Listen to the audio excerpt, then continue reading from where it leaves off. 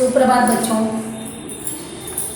आप हमने 7वीं कक्षा में हम पंछियों उमट गगन के कविता पढ़े थे उसमें, और हमने शब्दार्थ, प्रश्न उत्तर और ये चित्र के बारे में कहानी सुने थे। देखे ना, आपको याद है ना? तो ये सब सुने थे और इसके एक एक का पैराग्राफ पंक्तियों का भाव भी बताई थी।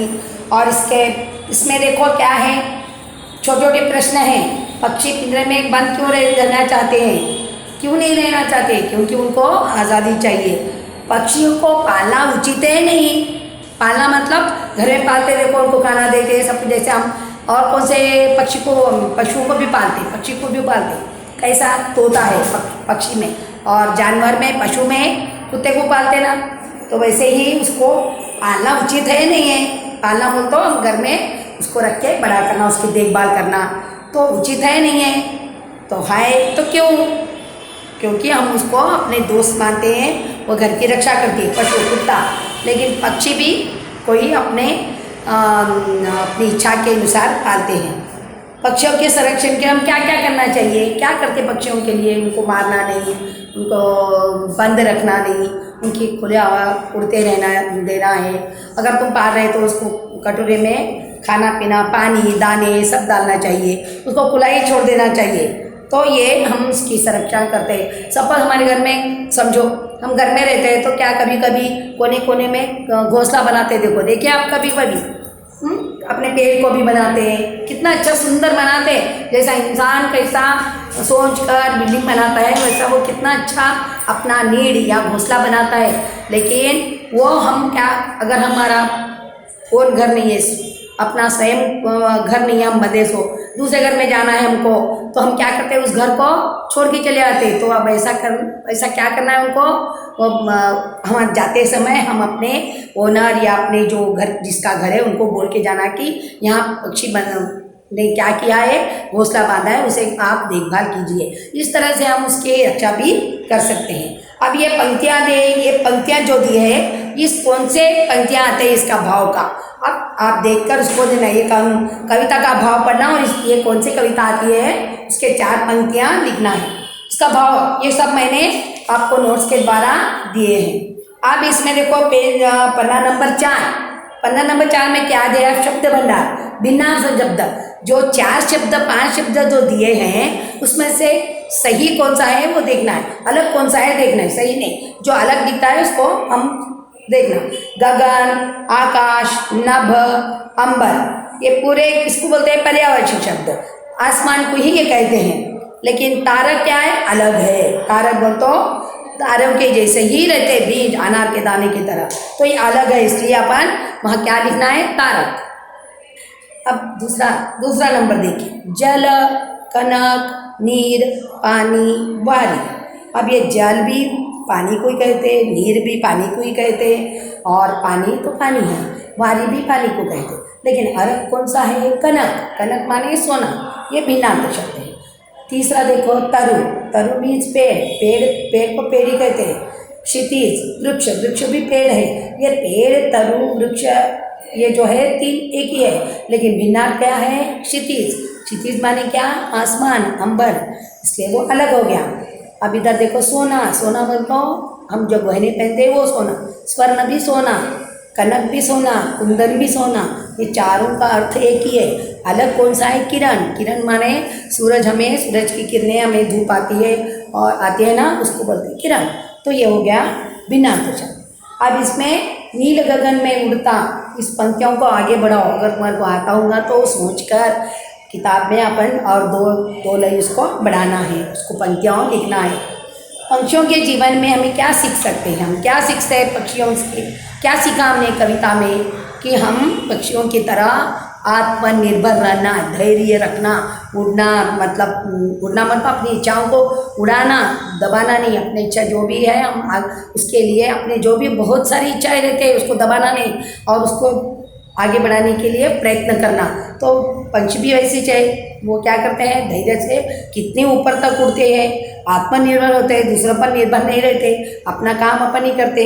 घर घोंसला तो कितना सुंदर बनाते हैं ना, तो उसी तरह आप भी हम ये कविता में हम सीखे हैं, तो हम भी इसी तरह पक्षी पशु पक्षी हमको कहीं ना कहीं कुछ ना कुछ प्रकृति जो बताया है भगवान ने, उससे हम कहीं ना कहीं एक नया सीख सकते हैं।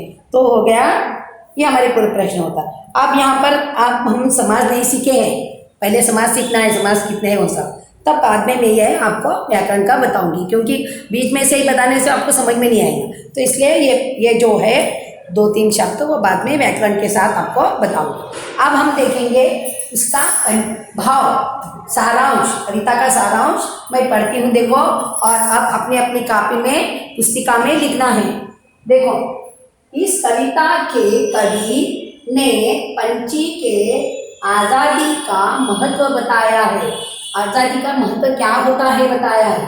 वे कहते हैं कि पक्षी को पिंजरे में बंद मत रखिए, बंद करके मत रखिए, पक्षियों को खुले आसमान पर उड़ने दीजिए। मानव को बोल रहे हो, इंसान को बोल रहे हैं।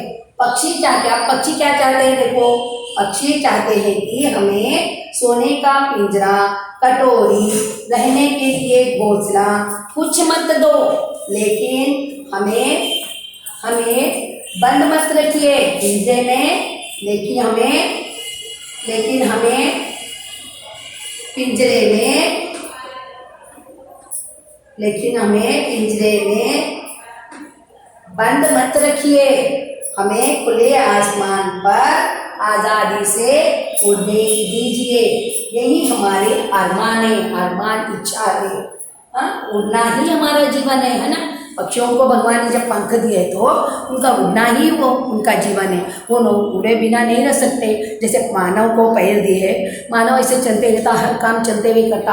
अगर मानव को कुछ हो गया, कुछ पाँव को दर्द हुआ है, वो चल सकता है क्या? नहीं, क्योंकि उसका पैर में दर्द है। इसी तरह पक्षी को भी भगवान ने पंख दिए तो उड़ना ही चाहेगा, हर कुछ देखना चाहेगा, दूर तक उड़ना चाहे, उसको आनंद उठाना चाहेगा।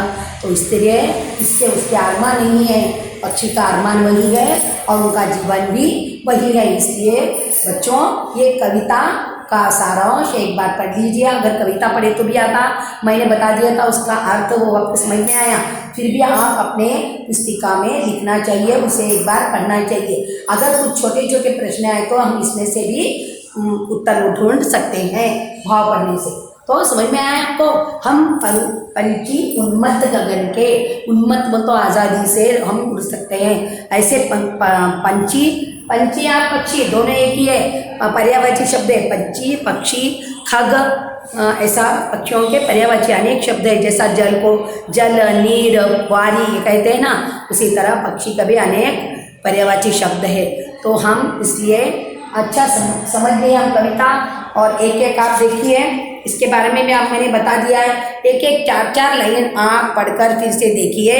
इनके कवि है शिवमंगल सिंह सुमन, इन्होंने आपको चित्र के साथ बताया। देखो यहाँ पर उड़ रहे पक्षी, और देखो यहाँ पर पेड़ है, कई पक्षियाँ उड़ रहे हैं वहाँ पर। तो आपको आसमान भी बताया। यहाँ पर उड़ के वे क्या करते हैं, अपने घोंसले यहाँ पर बनाते हैं, पेड़ पर या घर में भी, कहीं पर भी छत पर बनाते हैं। तो वहाँ उड़कर शाम होते आते हैं। और देखो आसमान भी बताया, आसमान में कई दूर तक उड़ रहे हैं पंछी, और अपने अरमान की तरह वो उड़कर अपने आज़ादी को उपयोग कर रहे हैं। इसी तरह आप भी क्या करिए, अपने अरमान को आगे बढ़ाइए। अरमान को तो क्या, अच्छा पढ़ना लिखना, तो हमको पढ़ना लिखना तो है दिल में, लेकिन आप कोशिश नहीं करें तो कैसा आएगा।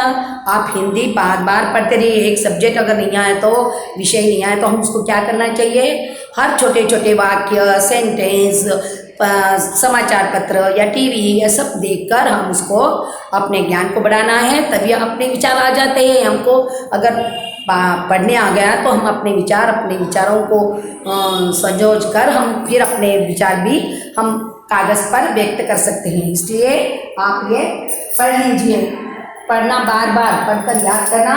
और आपको मैंने गृह कार्य दिया है। गृह कार्य में क्या दिया है, प्राणी संग्रहालय। प्राणी संग्रहालय मतलब क्या है, जू में आप कौन कौन से पक्षी या पंछी देखते हैं, तो उसको आप दिखाओ, या चित्र है तो लगाओ, नहीं तो उसके नाम लिखकर आप एक अपने पुस्तिका में रख सकते हैं। हम ग्रामर भी पढ़े, व्याकरण भी पढ़े, इस कविता के बाद गिनती भी पढ़े। अब हम नेक्स्ट कक्षा में हम क्या करेंगे, पाठ दूसरे को जाएंगे। धन्यवाद।